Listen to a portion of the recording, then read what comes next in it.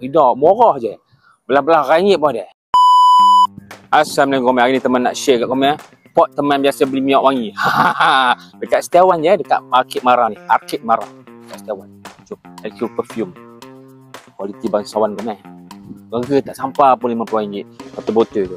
Tak percaya, tengok kedai macam mahal-mahal kan. Ida, murah je. Belah-belah RM1 pun ada. Jom ikut teman. Inilah pot teman selalu ni. Sini macam-macam ni kedai dia. Nampak.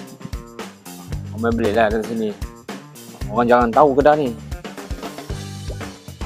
Jangan risau lah. Harga tak sampai RM50 punya. Kalau komen sampah mesti komen terkejut punya. Komen tengok kedai dia. Decoration dia. Mahal ni kedai ni. Ida.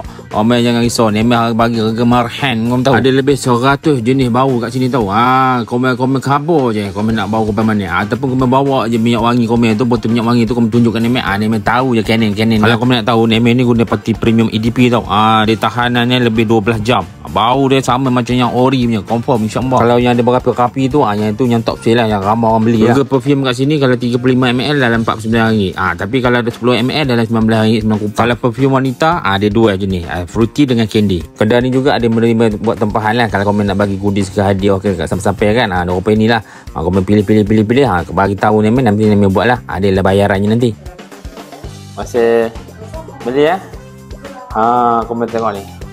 Awak nak beli satu, terjebak lagi satu. Komen tengok ni. Awak dah dapat dah.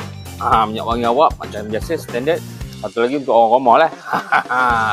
Jadi komen boleh datang sini kat Arcade Mara ni. LQ Perfume ni terbaik. Yang terbaiknya Nemeh boleh bawa solat. Alright, jangan lupa terus like, share dan follow. Mari datang sini ya.